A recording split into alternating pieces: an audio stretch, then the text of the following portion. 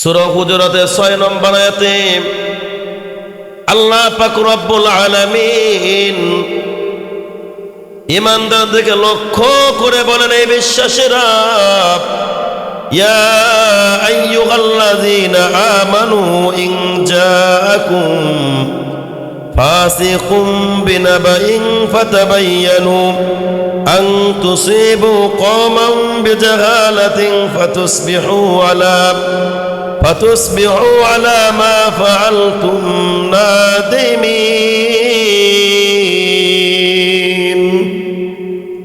আল্লাহ পাক রব্বুল আলামিন বলেন, হে ঈমানদারেরা, হে বিশ্বাসীরা, তোমাদের কাছে যদি কেউ কোনো সংবাদ দেয়, তোমাদের কাছে যদি কেউ সংবাদ পৌঁছায়, তাহলে তোমরা সংবাদটা যাচাই বাছাই করবা, জাস্টিফাই করবা, পরীক্ষা নিরীক্ষা করে দেখবা, যাচাই বাছাই করে দেখবা, যাতে করে তোমরা কোনো কওমের উপরে যেন আক্রমণ করে না বসো, ফলে এই কর্মের কারণে তোমরা অনুতপ্ত হও, লজ্জিত হও। কারণ কোনো কথা বললে এটা বিশ্বাস করা যাবে না, আগে জাস্টিফাই করতে হবে। তা আমাদের সমাজে এবং আমাদের কাছে বিভিন্ন খবর আছে না নাই? চার দোকানে আড্ডা, বিভিন্ন গল্প গুজব, বিভিন্ন মিথ্যা কাহিনী, বিভিন্ন ষড়যন্ত্র, বিভিন্ন মানুষকে লাগাবার জন্য শত্রুতা সৃষ্টি করে দেয়। আমরা জাস্টিফাই না করে কথাগুলো বিশ্বাস করি এবং সে কথাগুলো আবার অপরের কাছে পৌঁছাইয়া দেয়। বিশ্বনবী সাল্লাল্লাহু আলাইহি সাল্লাম বলেন, কাফা বিল মারই কাযিবান ইউহাদ্দিসু বিকুল্লি মা সামিআ। কোন ব্যক্তি মিথ্যাবাদী হওয়ার জন্য এতটুকু যথেষ্ট যে যাহা শুনে যাচাই বাছাই না করে তাই বলিতে থাকা। মিথ্যাবাদী হওয়ার জন্য এতটুকু যথেষ্ট যে যা শুনে তাই প্রচার করে তাই বলে বেড়ায়।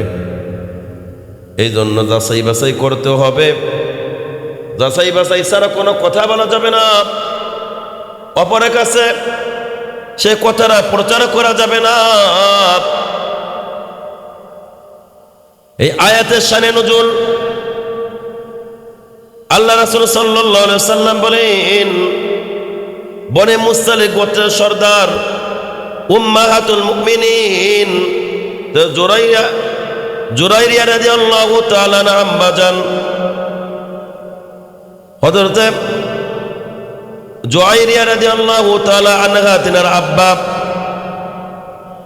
হারিস ইবনে দিরার রাদিয়াল্লাহু তাআলা আনহু বিশ্ব নবীর দরবারে পৌঁছালেন। আল্লাহ রাসূলের দরবারে যখন গেলেন, আল্লাহ রাসূল কালেমার দাওয়াত দিলেন, কালেমা গ্রহণ করলেন এবং বললেন, তুমি যাকাত প্রদান করবা।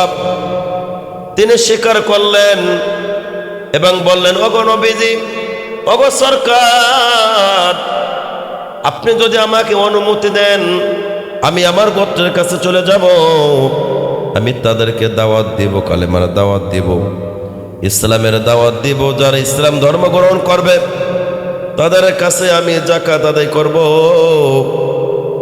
আপনি আমাকে অমুক তারিখে, আমার কাছে অমুক মাসে অমুক তারিখে রাষ্ট্রীয় পক্ষ থেকে দূত পাঠাবেন, রাষ্ট্রীয় দূত, এই যাকাত আদায় করব, আমি সঠিক সময়ে দিয়ে দিব।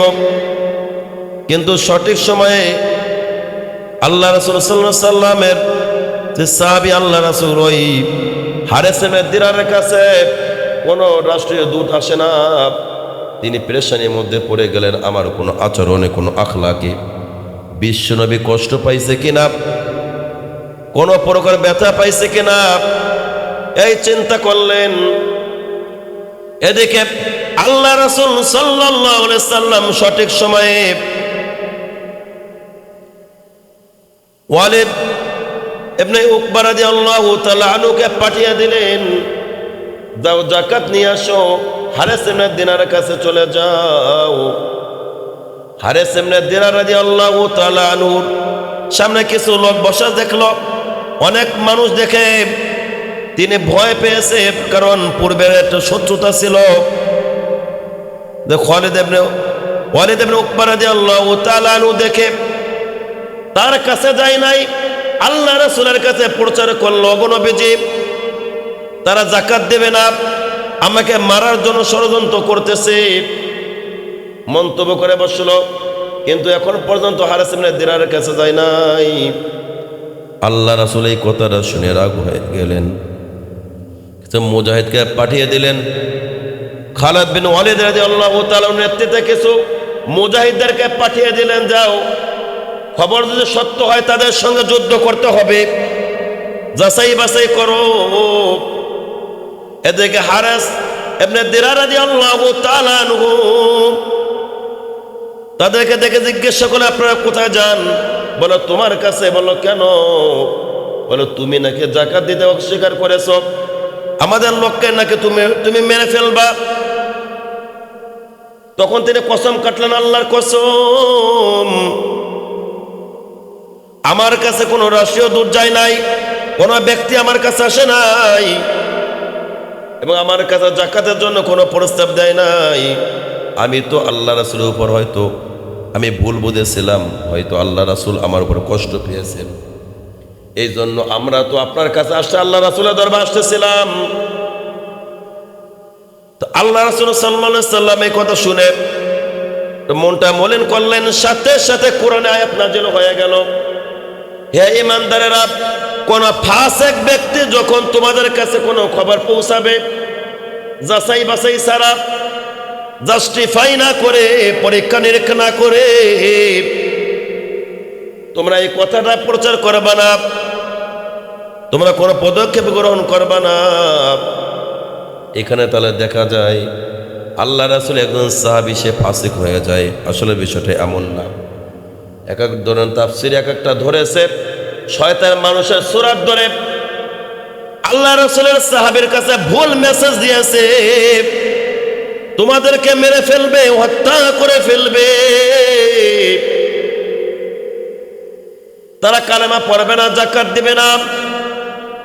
এই জন্য আল্লাহ রাসূল সাল্লাল্লাহু আলাইহি সাল্লাম বলেন, আমার উম্মতেরা শুনে নাও, কোন মানুষ যদি তোমাদের কাছে কোনো খবর পৌঁছায়, খবরটা যাচাই বাছাই করবা, যাচাই বাছাই ছাড়া কোনো পদক্ষেপ তোমরা গ্রহণ করবা না।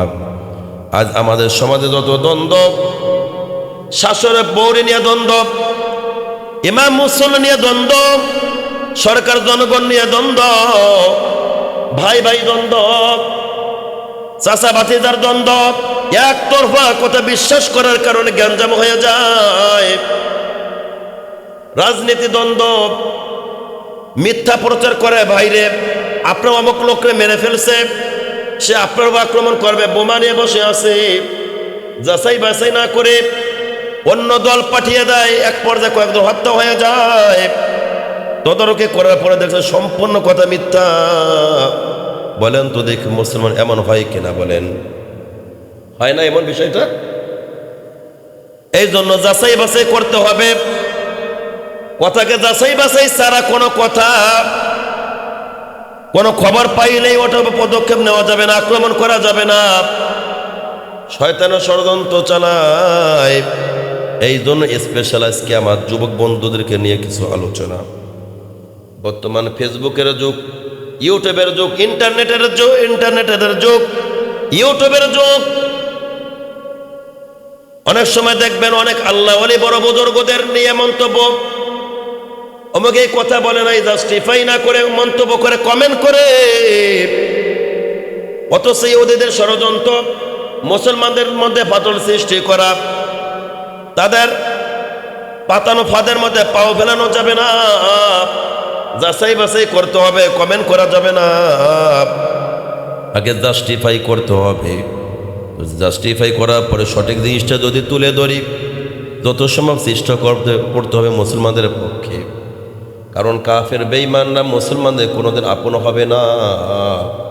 সারা জীবন ওদের মুসলমান কাফেররা মুসলমানদের দুশমন, ঠিক কিনা বলেন? আল্লাহ পাক রব্বুল আলামিন বলেন, তোমরা ডিভাইডেড হও না, তোমাদের মধ্যে ফাটল সৃষ্টি করার জন্য অনেক পায়তারা চালায়, ষড়যন্ত্র করে। আমার আল্লাহ পাক রব্বুল আলামিন বলেন, ওয়াতাসিমু বিহাবলিল্লাহি জামিআন ওয়া লা তাফাররাকু। আল্লাহ পাক রব্বুল আলামিন বলেন সূরা আল ইমরানের 103 নম্বর আয়াত, আল্লাহ তাআলা বলেন তোমরা আমার রজ্জুকে মজবুতের সাথে আঁকড়ে ধরো, মজবুত ভাবে ধরো, আমার কোরআনকে মজবুতের সাথে ধরো এবং পরস্পর তোমরা ডিভাইডেড হয় না, বিচ্ছিন্ন হয় না, আলাদা হয় না। সূরা আল ইমরান 105 নম্বর আয়াতে আমার আল্লাহ পাক রব্বুল আলামিন বলেন ওয়ালা তাকুনু কাল্লাযীনা তাফাররাকু ওয়া ইখতালাফু মিন বা'দি মা জাআহুমুল বায়িনাত ওয়া উলাইকা লাহুম আযাবুন আযীম।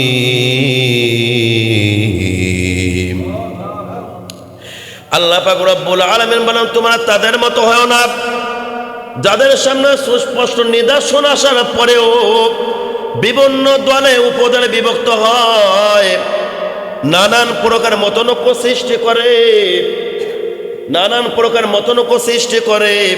তাদের জন্য রয়েছে কঠিন শাস্তির ব্যবস্থা, নির্দেশকার আল্লাহ। এই জন্য মুসলমান ভাই, অন্য আয়াতে আমার আল্লাহ পাক রব্বুল আলামিন বলেন ইন্নামাল মুমিনুনা ইখওয়াতুন। আল্লাহ পাক রব্বুল আলামিন বলেন সূরা হুজুরাতের 10 নম্বর আয়াতে, এক মুমিন অপর মুমিনের আপন ভাই, এক মুমিন অপর মুমিনের ভাই। এই জন্য মুসলমান চলতে হবে, মুমিন ভাই হয়ে চলতে হবে, কাঁধে কাঁধে মিলিয়ে, হাতে হাত মিলিয়ে চলতে হবে। যারা মতনৈক্য সৃষ্টি করে, ফাটল সৃষ্টি করে, তাদের জন্য রয়েছে কঠিন শাস্তির ব্যবস্থা আল্লাহর পক্ষ থেকে। আমরা মুসলমান সৃষ্টি করার জন্য ইহুদি খ্রিস্টানেরা, নাস্তিকরা, মুরতাদরা, কাদিয়ানীরা বিভিন্ন ষড়যন্ত্র করতেছে। খাস করে ফেসবুকের যুগে বিভিন্ন মিথ্যা প্রচার করে। এই জন্য যাচাই বাছাই ছাড়া কোনো পদক্ষেপ গ্রহণ করা যাবে না, কমেন্ট করা যাবে না, লাইকও করা যাবে না, ঠিক কিনা বলে মুসলমান? এই জামানা বর্তমানে এইটা হলো আসল ওয়াজ। আমি ফেসবুকের বিপক্ষে না। এখন যদি আমি কসম কেটে বলি দোস্ত ফেসবুক চালাইবা না, যুবক বন্ধুরা বন্ধ করবে না, আমি ফেসবুক বন্ধ করার পক্ষে না। তবে আমি পক্ষে হলো সত্য মিথ্যা যাচাই বাছাই করার পক্ষে, ঠিক কিনা বলেন? আমি যদি বলি ফেসবুক বন্ধ করে দাও, একজন যুবক মানবে না। আমি এই ওয়াজ তোমাদের জন্য আমি করব না। আমার ওয়াজ হলো, ও যুবক, তোমার বড় দাম, যৌবনের বড় দাম। তোমাকে সবাই রাখে, যুবক আছো বলে একজন নারী তোমার পড়তে আসক্ত হয়, সরকার তোমাকে চাকরি দেয়, নেতা তোমাকে ডাকে, বিরুদ্ধ হয়ে গেলে কেউ ডাকে না।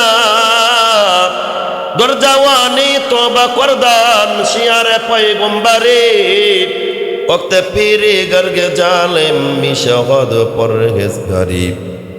যৌবনকালে তওবা বড় দাম, যৌবনকালে তওবা করে নবীগণের শান, বিরুদ্ধ করে তওবা করে ধরে সাদুরভান। বিরুদ্ধ হয়ে গেলে সিংহ হার মানায়, বাঘ দুর্বল হয়ে যায়। বিরুদ্ধ হয়ে গেলে মা বোনেরা ঘরে কোনা তসবে টেপে, আমার চাচারা সারা জীবন অপকর্ম করার পর শেষ বয়সে মসজিদে কোনায় তসবে টেপে সুবহানাল্লাহ বলতে পারে না, বলে সবিনতাল ভালা। রুকসিজদা গিয়ে বলবে সুবহান রাব্বিয়াল আলা। দাঁত না থাকার কারণে, জিহ্বা মোটা হয়ে যাওয়ার কারণে বলে সবিনতাল ভালা। আসলে উচ্চারণটা হবে সুবহান রাব্বিয়াল আলা। আল্লাহ পবিত্র, ঠিক কিনা বলেন? আল্লাহ বড়, আল্লাহ পবিত্র। এই জন্য যৌবনকালে ইবাদত বড় দাম। ও যুবক, ফেসবুক চালাইবা কোনো অসুবিধা নাই, কিন্তু সাবধান সাবধান, কোন মিথ্যা প্রচার করা যাবে না, যাহা শুনবা তাই বলা যাবে না। বিশ্বনবীর ঘোষণা, ওয়ান আবি হুরায়রা রাদিয়াল্লাহু তাআলা আনহু قال قال رسول الله صلى الله عليه وسلم কাফা বিল মারই কাযিবান ইউহাদ্দিসু বিকুল্লি মা সামিআ। আল্লাহ রাসূল বলেন, কোন ব্যক্তি মিথ্যাবাদী হওয়ার জন্য এতটুকু যথেষ্ট যে যাহা শুনে যাচাই বাছাই না করে তাহাই বলে বেলায়, যাচাই বাছাই না করে সেই কথাটি প্রচার করে। ওই ব্যক্তি মিথ্যাবাদী হওয়ার জন্য এতটুকু যথেষ্ট।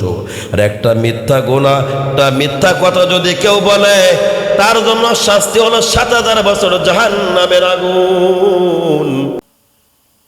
আর মুসলমান যাহাই শুনবো তাই প্রচার করা যাবে না। চার দোকানে যখন বসবো চাটা খেয়ে চলে আসবো, কারো প্রতি কোনো বাজে মন্তব্য করা যাবে না। কথা যাচাই বাছাই না করে ফেসবুকে কমেন্ট করা যাবে না, পদক্ষেপ নেওয়া যাবে না। একটা কথা শুনলে আক্রমণ করা যাবে না। আগে জাস্টিফাই করতে হবে কথার সত্য না মিথ্যা। যাচাই বাছাই করার পরে যখন দেখবেন সত্য, তারপরে পদক্ষেপ নিতে হবে। দেখবেন সন্তান বিদেশ থাকে, বিবি দেশে থাকে, বউ শাশুড়ি দ্বন্দ্ব, বউ শাশুড়িকে দেখতে পারে না, একের পরে এক শুধু পান্তা ভাত খাওয়ায়, ভালো করে মাছ দেয় না। শাশুড়ি প্রস্তাব দিয়েছে বিবির কাছে, পুত্রবধূর কাছে, বলল বউরে অনেকদিন তো গরম ভাত দাও না, আমার সন্তানের টাকা দিয়ে বড় বড় মাছ কেন, আজকে আমার মাছের মাথা খাইতে মনে চায়, একটু দিবা। মাছ তো দেয় না, পান্তা ভাত দিয়েছে, আবার মায়েরও দিয়েছি। কিন্তু ওই বিবি স্বামীর কাছে ফোন করে, ও স্বামী তুমি কি জানো তোমার মা বিরুদ্ধ বয়সে বিবাহ বসতে চায়? সন্তান জাস্টিফাই না করে, যাচাই বাছাই না করে মায়ের উপর আক্রমণ করে, মাকে ঘর থেকে বের করে দেয়। এমন সন্তান আছে না নাই? এক পর্যায়ে মা মারা যায়। মরার আগে বলো, সন্তান কেন মারো? বলে, বুড়ে তোর কি লজ্জা শরম নাই? নাতে রাত করে হয়েছে, এখন তো বিবাহ বসতে চাস কোন কারণে? আর সন্তান যদি আলেম হইতো, বলতো হয়তো বিবাহ হয়ে গেল, বিবাহের প্রয়োজন হয় না, ইসলামের শরীয়তে জায়েজ, লজ্জার কিছু নাই। ধর্মীয় জ্ঞান না থাকার কারণে একটু যাচাই বাছাই করে নাই, মায়ের উপর আক্রমণ করে বসেছে। এখন বলো, সন্তান 10 মাস 10 দিন গর্ভে ধারণ করেছে, তুমি বোঝো না মার যন্ত্রণা কত? ওরে সন্তান, সন্তান যদি বিদেশে সন্তান মারা যায়, পশু পাখি জানার আগে জানে তাহার মায়, ঠিক কিনা বলেন? বনে থাকে বন বাদুরের সাউজ হলে তার বুকে এমনি মায়ের সাউজ সারা পড়লে হাজার দুঃখে। বিদেশে যদি কারো সন্তান মারা যায়, পশু পাখি জানার আগে জানে তাহার মায়। মায় ডাক দিয়া বলে, সন্তান কেন মারো শোনো। এখন তখন মায় বলে, বাবারে আমি তোমার বউর কাছে বললাম, ও বউ, আমার বউরে আমার তো গরম ভাত খাইতে মনে চায়, অনেকদিন শুধু পান্তা ভাত খাওয়াও, ভালো কিছু দাও না, বড় মাছ খাইতে মনে চায়, হয়তো আমি বেশি দিন বাঁচবো না। আমি এই কথা বলেছি। এখন মাকে তো এক পর্যায়ে মরে যাবে, মাও মারা গেছে, এখন বিবেকে কি করবে? এই জন্য আল্লাহ পাক রব্বুল আলামিন বলেন, হে ঈমানদারেরা, হে বিশ্বাসীরা, আমার কথা ভালো করে শোনো। ইয়া আইয়ুহাল্লাযীনা আমানু ইন জাআকুম ফাসিকুম বিনাবাইন ফাতাবায়ানু আন তুসিবু কওমান বিজাহালাতিন ফাতাসবিহু আলা মা ফাআলতুম নাদিমিন।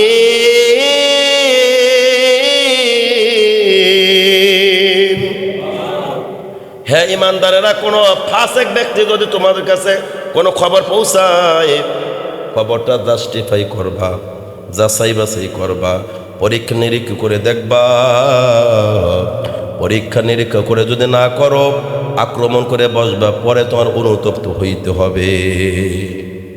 মুসলমান জাস্টিফাই করা দরকার আছে না নাই? আল্লাহ তাআলা আমাদের সবাইকে জাস্টিফাই করে খাঁটি ঈমান নিয়ে মালিকের দরবারে হাজিরা দেওয়ার তৌফিক দান করে, বলেন আমিন। ওয়াহুশিরান নাসু ইয়াউমাল কিয়ামাতি উদ্দাব। আল্লাহ পাক রব্বুল আলামিন বলেন, যারা ঈমানদার তাদেরকে কাল কিয়ামতের ময়দানে দয়াময়ের নিকট সম্মানিত অবস্থায়, তাদেরকে অতিথি অবস্থায় তাদেরকে সমবেত করব। আল্লাহু আকবার। শর্ত হলো একটা, কয়টা? আরো জোরে। একটা শর্ত হলো ওই ইমানদার মুত্তাকি হওয়া দরকার, ইমানদার হওয়া দরকার, আল্লাহ ওয়ালি হওয়া দরকার। তাহলে কোনো ভয় নাই, লা খাউফুন আলাইহিম, লা খাউফুন আলাইহিম ওয়ালা হুম ইয়াহজানুন।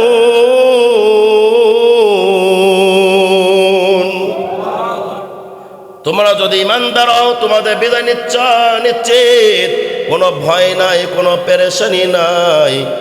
যদি তোমরা ইমানদার হও, তোমরা সফল কাম হইবা। আল্লাহ পাক রব্বুল আলামিন আমাদের সবাইকে খাঁটি ইমান নিয়ে আল্লাহর দরবারে যাওয়ার তৌফিক দান করুক, বলেন আমিন। আরো আস্তে কন, কয়েকজন বলেন, বাকিরা চুপ থাকেন, পিছন থেকে চুপ থাকেন। আল্লাহ সবাইকে কবুল করুক। মুহতারাম হাজিরিন, আমরা সবাই